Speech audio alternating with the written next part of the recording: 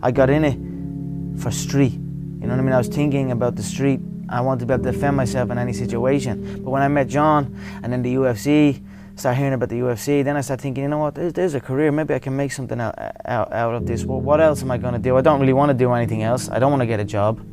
I don't want to have to get up and I don't want to listen to a boss or do all that, you know? So this is an option for me. So I stuck with it, and John encouraged it. John believed in me and made me believe in myself that we could go and do this. But before us, there was no other Irishman. There was no, as far as the UFC were concerned, Ireland didn't exist. So it was still just a dream for us, you know what I mean? But definitely when I met John and when I started training in Straight Blast Gym, I started realising I can make a career out of this. I can do something that hasn't been done before. I can show the Irish people true martial arts, something they have never seen before. So that's what we are in the process of doing.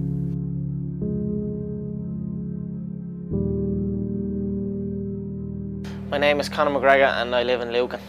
And what's your status, or what's your professionalism? I'm a professional MMA fighter with a record of 4-1. I'm an up-and-coming fighter, and without a doubt you will see me on the UFC in the near future, without a doubt. I started MMA around 2 or 3 years ago, and about 2 years ago I'd say, and I instantly had a knack for it, and I really, really, really loved it. It's like an addiction for me. It's all I do. I train twice a day. It's all I think about. I don't want to do anything else. It's as simple as that. What makes you such a good fighter? I don't know, I'm just curious about it. I'm curious about it. It's never, I mean, it's in my head 24/7. There's nothing else I can think of. I don't think about nothing else. And that's it, I'm just curious. Curiously fascinated with it, and I can't stop thinking about it. Everything I do in my life is related to this. I don't do nothing else if it's not got to do with fighting. You know what I mean? It's more like an obsession now.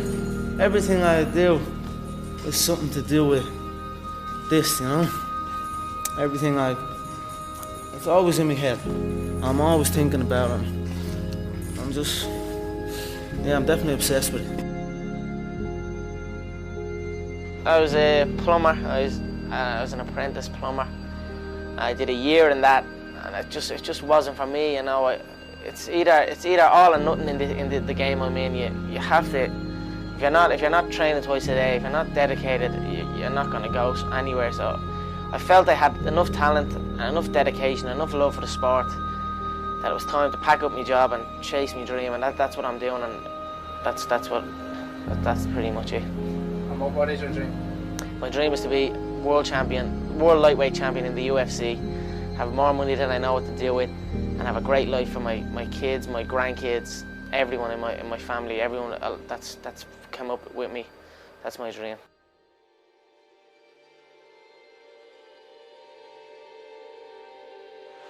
And another left.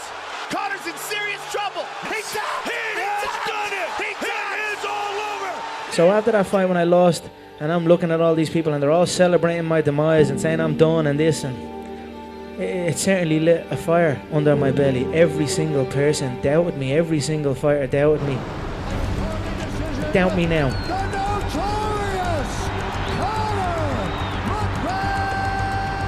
I always knew I only needed one chance. I always felt I was better than everybody. I always felt all I needed was to get in there once. Just give me one shot and I'll take it home.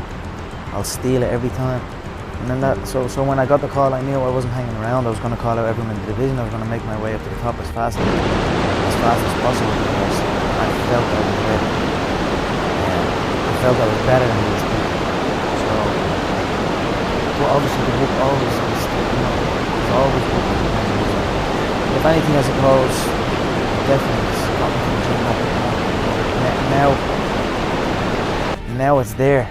Now all these dreams that I've been having are actually there in front of me.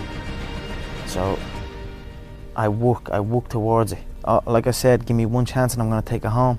So they gave me one chance and I took it home. There's two things I've learned from these past 7 months. Number one is that hard work pays off. And number two is that dreams come true. I feed off this. I love this stuff. This is what gives me energy. Saying I'm going to do something putting it out there for the world to see, and then going out and doing it. There's no better feeling in the world than that. And it's as easy as that. Say what you're gonna do, and go and do it. I was asking you on Thursday about his right hand. Yeah. Can I tell you what you told me? I said his right hand would get him into trouble. It's the shot I predicted. I said he'd overload on his right hand. I said I'd slip. I said I'd bang the left hook, and that's what happened. How do you do that?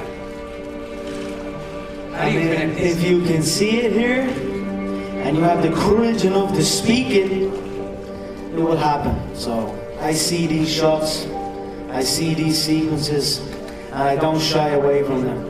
A lot of times people believe in certain things, but they keep to themselves. They don't put it out there. If you truly believe in it, if you become vocal with it, you are creating that law of attraction, and it will become reality. When preparation meets opportunity, you know, nothing is impossible. You know what I mean? You can achieve anything. It's about getting better.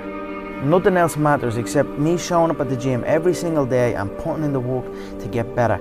Nothing else matters except getting better, showing up at the gym and improving. When I was a kid, I used to always visualize stadiums and like, even when I was playing football, I'd kick the ball against the wall and I'd pretend I scored a goal, and I'd run off and I'd be raising my hand and visualizing an arena full of fans. And that was something I'd done as a kid out on my own. I'd like just run around kicking the ball. So I always had these visions of something, but I just didn't know what it was. And then I suppose when I came to these events and I started training them and then came to an event, it was like, okay, this is it. This is what I'm gonna do. And then, now I'm doing it. I knew what was going to happen. I knew I was going to get here. They didn't. It was a lot of stressful years. You know what I mean? A lot of tough times. But I proved them wrong. I proved myself right. I'm the fucking future.